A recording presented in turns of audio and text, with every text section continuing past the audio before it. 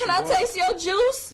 Hey folks, PBusardo. I want to talk to you real quick tonight about air. Air. Does that sound painfully exciting or what? Air. By the way, say hello to, I always point in the wrong direction. Say hello to Boner back there, my Halloween mascot. 36 milligram vapor. See, that's what happens. I want to talk to you about air. What do I want to talk to you about air?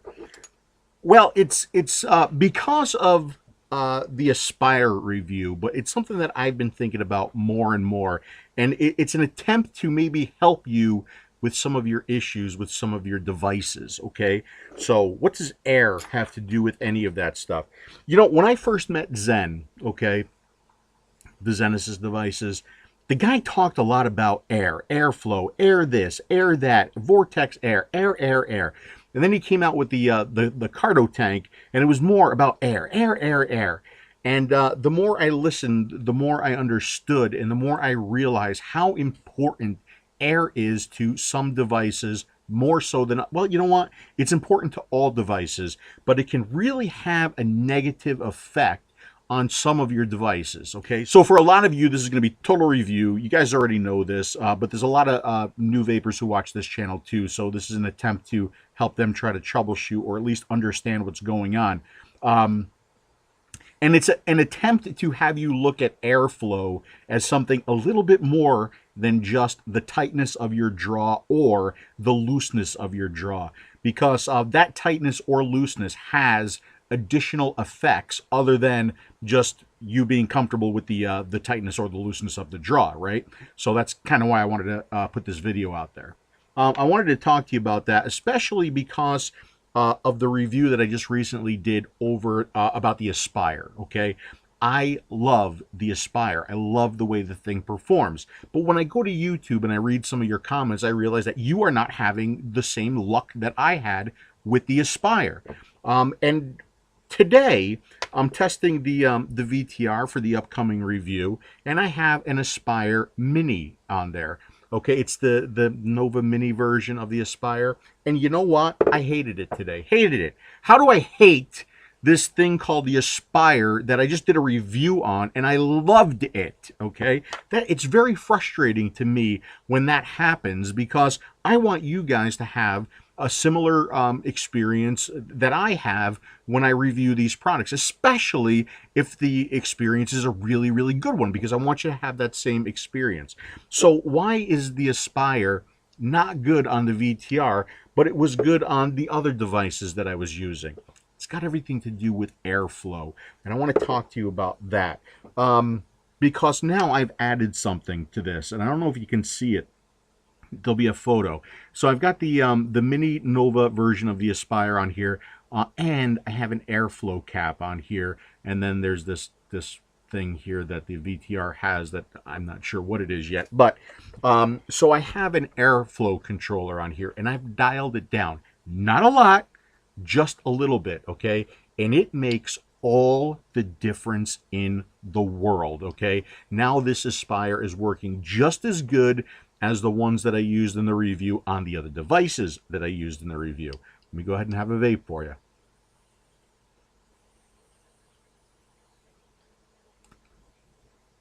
It's literally perfect.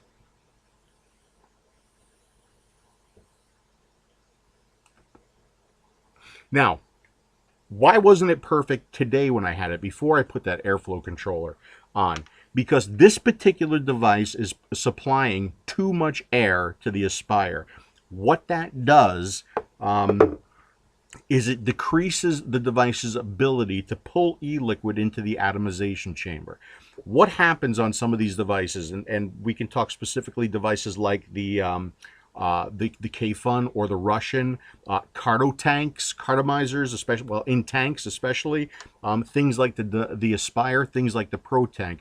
When you draw on your electronic cigarette, you're creating a vacuum in the atomization chamber. You're creating negative pressure in there, okay?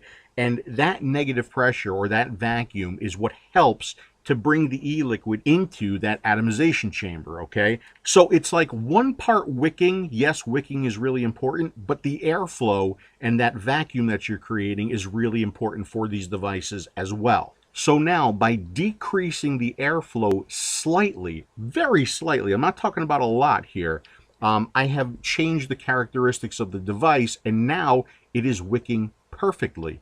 I'm not getting, they weren't necessarily dry hits that I was getting today. It was more like just wanted a little bit more. I wasn't getting that solid thump. It felt to me like I wasn't getting enough e-liquid to the coil. So now, with a little bit more of a tight airflow,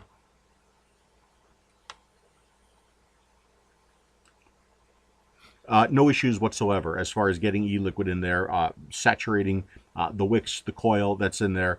It's a very satisfying hit. It's a fully saturated hit. So just a little bit of control on the airflow has fixed that problem. So what are some of the issues that you could have that would affect why your buddy's device works perfectly and yours doesn't work at all? There are things like the strength of your draw, okay? Most vapors tend to take a slow, controlled draw. I do. But if you take a stronger draw, what's going to happen? Stronger vacuum, you're going to suck in more e-liquid. That's why unpowered puffs will sometimes help you out. And unpowered puffs, you will see the bubbles in there, right? The thickness of your e-liquid may require more vacuum to get the e-liquid into your device. The airflow of your device, that's a perfect example of what happened to me today. I've got more airflow in the VTR, okay, which caused a degradation in performance of the Aspire. I mean, it could be like simple things too. It could be like thread alignment on your device and the position of the air hole on that 510 connection. It could be that. It could be elevation above sea level that's affecting your vape. It could be atmospheric pressure. You might laugh at that one, but don't, because there have been days I'm like, why is this working differently than yesterday?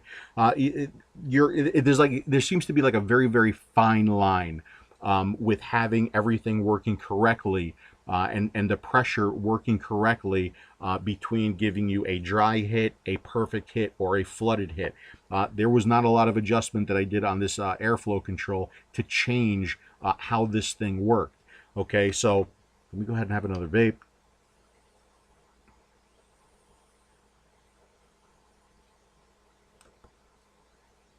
Perfect. So some things you could think about if your device is leaking.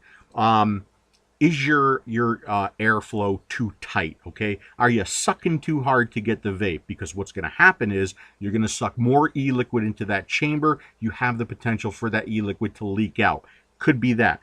That's what happened when I first tried the Aspire on the Provari. All right, there wasn't enough airflow there. The draw was very, very tight, and on like the third or fourth draw, things got gurgly. If I'd kept that up, it would have probably led to leaking. All right, flooding, same thing. Is your draw too tight? You're sucking harder. You don't have a clear air path. Something is getting in the way with a device or whatever, and it could lead to flooding. And then dry hits. Do you have too much airflow? That is definitely a potential. Now, the beauty of these airflow controls is that you are kind of taking the device out of the picture. Okay, so now you have full adjustability on your airflow. Now, of course, you're not going to be able to increase the airflow up beyond what the device itself can accept. All right, but you do have the ability to open it up if your device is getting in the way of that airflow, or close it up if your device is giving you too much airflow. Kind of one of the reasons why I'm kind of pushing towards more airflow controls on these devices, be they regulated or be they mechanical. And I've actually talked to the guys from Aspire, from iGate, as well as Drew from Inhaler, and they're taking a look at it. They're thinking about it. All right, so this airflow control that I have on here, this is the one that is on the Hydra. Okay, this is the one that you can get with the Hydra from EL-Sig Art. Now, I don't even think they have it available yet, and it is a little bit pricey. So there are other airflow controls that you can buy and experiment with.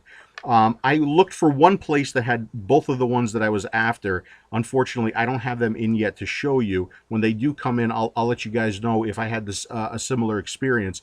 But there is an Ego airflow control. Okay, so if you're using like a you know, a Kago, an Ego, a Twist, you know, something that looks like that right there, you can get a airflow controller for this. It's very, very inexpensive. The price was $2.50. Okay, something for you to try, something for you to play with. And then there's another airflow controller called a tank airflow controller, and that's a little bit larger, more like this size right here, and that is $3.50. Inexpensive things for you to try to maybe customize your vape a little bit and adjust your Clearomizer or your Cardo tank to work with your environment, okay, with your device, with your draw, with the thickness of your e-liquid. Just some cheap ideas for you guys to try out. And I've got both of these airflow controllers from Vermilion River. They happen to have both of them in stock. I've seen these in other places, but there wasn't a single place that I found them both in stock, so I could order them at the same time. So again, Vermilion River has these for now. The tank airflow controller is going to be $3.50, and the Ego airflow controller is going to be $2.50. Something for you guys to try out and maybe alleviate some of the issues that you may be having with a Pro tank or a Aspire or even a Cardo tank. Now, of course, in adjusting your airflow to get it to work perfectly with your attached device, you're going to change the draw of the device. All right, so you may wind up with something maybe a little bit too tight than what you're used to or what you like. You may even wind up with something a little too loose than what you're used to and what you like. But then that kind of leads into to juice flow control, and that's a topic for another video. But again, just a couple real simple, real cheap ideas for you to maybe alleviate some of the issues you may be having. Hopefully you're not having any, but maybe some of this stuff will help you out. Also keep in mind that there are some devices that the airflow controller is going to do absolutely nothing for you.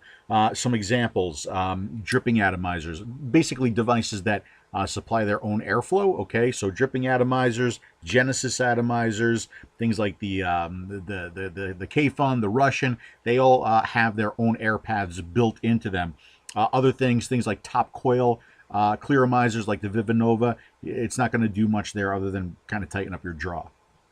So that's it. That was just a really a quick video, kind of a more of a troubleshooting or an idea video for you guys to see if we can't figure out why, you know, I love the Aspire, but you hate it because it's doing, you know, because it's flooding or it's dry for you, yet it's perfect for me.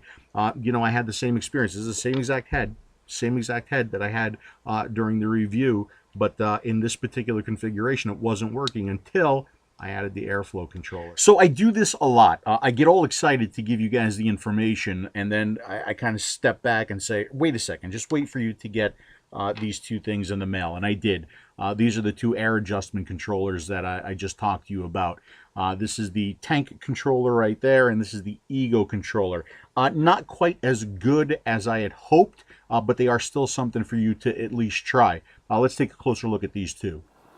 So here's the one that I was using. This is the one from elsigart.com, and it's a real high quality piece. So the airflow comes from inside, and it shuts that airflow by turning this. It's only a quarter turn, very, very smooth, and you're either turning it all the way on or all the way off. So let's take this piece off right now, and we'll take a look at the other flow control that just came in, this tank flow control.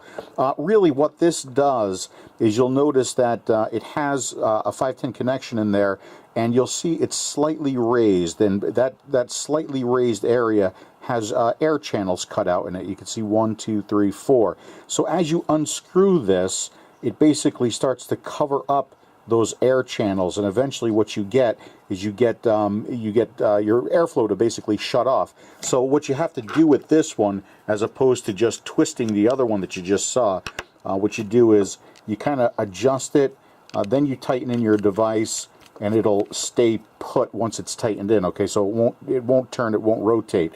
So basically you're kind of closed at this point. If we unscrew our device and then tighten this all the way down, Okay, that'll expose all of those air channels, and you can tighten this down. You wind up with a little bit of gap that does open up your airflow all the way. So not the best design by any means, but still extremely cheap, and something for you to play with and maybe troubleshoot some of the issues that you might be having. All right, so here's the Ego version. What this does is it screws onto your Ego cone threading. Of course, that's one big problem right there already.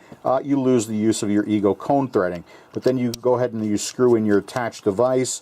You'll have full airflow right now, and then you just kind of unscrew this, okay, and it basically goes up and it starts to shut down your airflow. This one never really shuts down your airflow 100%, but it does tighten it up a little bit. All right, so just to be complete, I've got the VTR here. Here's that airflow controller that I was using. Let's go ahead and put the cheapy version on there. This is the larger tank airflow controller. Got to get my threads lined up correctly and tighten it down.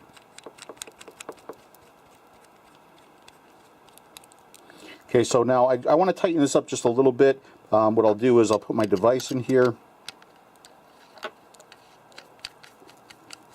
Okay, right now I know that's going to be wide open, so let's unscrew this section here a little bit. I am not a fan of this thing that they got going on here. This would be a lot better with some knurling on the two different sections. So let's unscrew this a little bit, tighten this down, and see how that is. Okay, that actually did tighten it up a little bit. You know, if I unscrew this part a little bit more, I'm going to restrict that airflow even more. So let's go ahead and have a vape with this the way it is now. All right, so I've actually been vaping with this for a little while after I did the adjustment, and still it seems to work just fine now.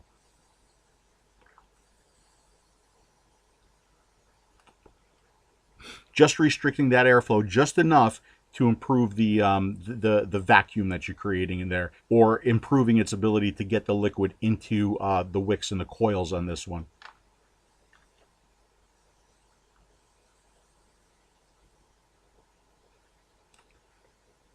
Now, since we're talking about the Aspire, let me say this. I talked to Russ, because Russ ClickBang, he just reviewed the Aspire. He had a horrible burnt rubber taste. You know, I am getting gun shy over reviewing these clearamizers for you guys. Inconsistencies in the heads. I don't know what's going on. But you know, the wicking thing I can understand, because all devices have different airflow. The burnt rubber thing I can't understand. So what I did do is I talked to Russ about it. Russ is sending me all of the ones that he tried that have that burnt taste to them. And I'm going to very, very delicately take those things apart and compare them to the ones that I received directly from EI-Gate or iGate. And boy, I tell you what, if there are any differences in these heads, there's going to be a big storm, okay? Because I'm tired of reviewing these things and having them work really, really well for me, and then you get them and you get a burnt flavor. It's unacceptable. It's unacceptable in my humble opinion. So that's it, folks. I hope you found some of that information helpful. As always, you guys, thank you so much for watching, and I'll see you again soon. Can I taste your juice?